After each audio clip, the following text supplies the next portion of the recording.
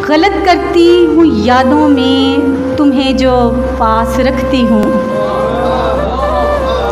गलत करती हूँ यादों में तुम्हें जो पास रखती हूँ। हकीकत के जजीरे पर तुम्हारी प्यास रखती हूँ। हकीकत के जजीरे पर तुम्हारी प्यास रखती हूँ। हथेली पर लिखा मेहंदी से अभी नाम है तेरा। हथेली पर लिखा मेहंदी से अभी नाम है तेरा। मैं सांसें टूट जाने तक तुम्हारी आस रखती हूँ। बहुत शुक्रिया, बहुत शुक्रिया। हथेली पर लिखा मेहंदी से अभी नाम है तेरा।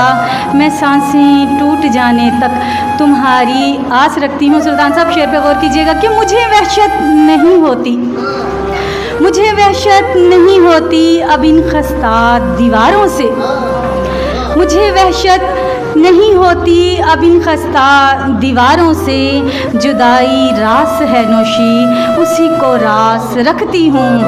तो मेरे किरदार दी गल सी, तारक फयाजी होरां दे नाम है शेर कि जो मेरे किरदार दी गल सी, पुरखां दी दस्तार दी गल सी ते ना सी ओने एक दा लिता पर सारे परिवार दी गल सी।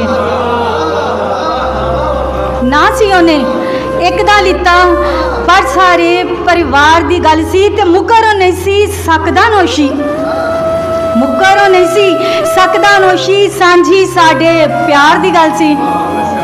मुकर नहीं सी सकदा नौशी सांझी साडे प्यार दी गल सी। जो मेरे किरदार दी गल सी, पुरखां दी दस्तार दी गल सी कि ख्वाबां नूं ताबीर बना ले अज मेरी तकदीर बना दे।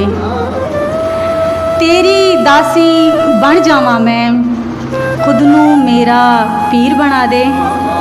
ते आजा मेरा रांझा बन के, नदीम साहब थोड़ी नज़र शेर कि आजा मेरा रांझा बन के मैनू जट्टी हीर बना दे। बहुत शुक्रिया कि आजा मेरा रांझा बन के मैनू जट्टी हीर बना दे। अपने दिल दी धरती नू तू नौशी दी जागीर बना दे।